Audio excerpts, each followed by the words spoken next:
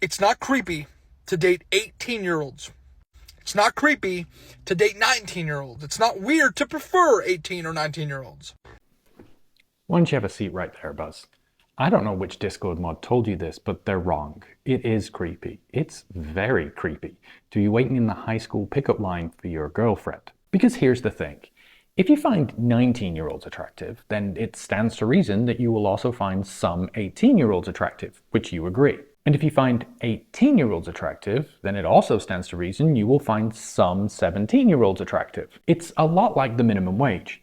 We know you would go lower if you could. It's why we have those laws there in the first place. And we know this because studies show that 40% of teen pregnancies in 15-year-old girls are to a father aged 20 to 29. In fact, a quarter of all teenage pregnancies are to a man in his 20s. Now, I know, Buzz, you'll say that that's not you. You're not like that. You're not one of those men. I think people that go after 15, 16, even 17, you're a fucking monster. See, it's all rather simple. 17, you're a monster. 18, totally not creepy. And I'm sure that you can elaborate at length the detailed, complex, scientific, biological process that magically happens immediately on the stroke of midnight of a young girl's 18th birthday, that everyone else on the planet is blissfully unaware of, but yet still somehow prevents you from ever being attracted to a child. But if it isn't creepy, why'd you keep putting a disclaimer on it? It's not a weird thing for someone my age or even a little older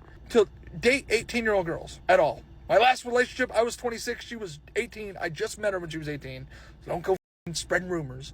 But that's not weird. He swears he was only attracted to her once she was 18, not a moment before. Now, Buzz insists that this is really all about body count, and he just doesn't want a woman who slept with 100 guys. But sex once with 100 people is the same as 100 times with one person. So what happens after you reach that limit within the first few months of your relationship? Do you just plan on being sexless forever? Because if that's the case, then this video nailed it. Mission accomplished. But there's another obvious problem with this defense. That's not weird. I didn't know her body count was more than mine at 18. If I knew that, I would have stayed far away. See, Buzz just dates the lowest possible age he can legally date because he prefers a low body count. But also, age has nothing to do with body count. Now, this is normally where I would pull up studies, showing that men who think like this often endorse other problematic attitudes. But Buzz made my life easy by just openly saying it. This is how you should market and advertise for Blue Chew. Let me tell you guys something, man. I took a Blue Chew one time in my life, right before I went on a 14-hour drive from North Carolina to Connecticut. Let me tell you something. I've never been bricked up in my life like this. In my life. I was about to pull over and have my way with a live gazelle or something. For 14 hours, bro. Talk about, call your doctor. Nah, dog, nah. Nah, I was about to have my way with a amphibian. I was rabid.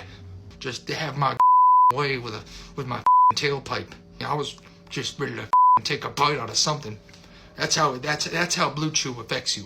The mystery is not why Blue Chew don't choose to advertise their product with, I'm so bricked I could assault an animal.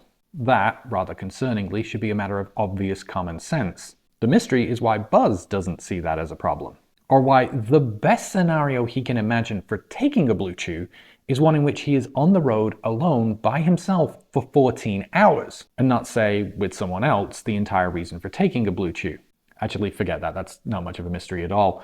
Nor is it a mystery why in his imaginary ad where he takes and recommends Blue Chew that he takes time to reassure us. He doesn't need to take it. His drive is perfectly fine twice. Sort of the same way he keeps reassuring us that dating teenagers isn't creepy.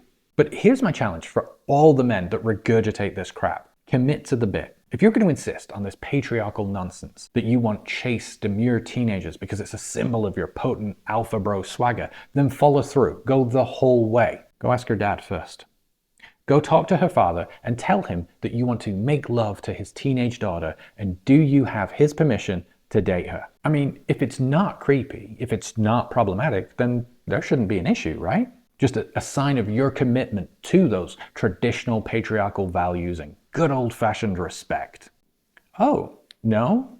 You're not willing to do that? Yeah, because you know as well as we do, it's very creepy.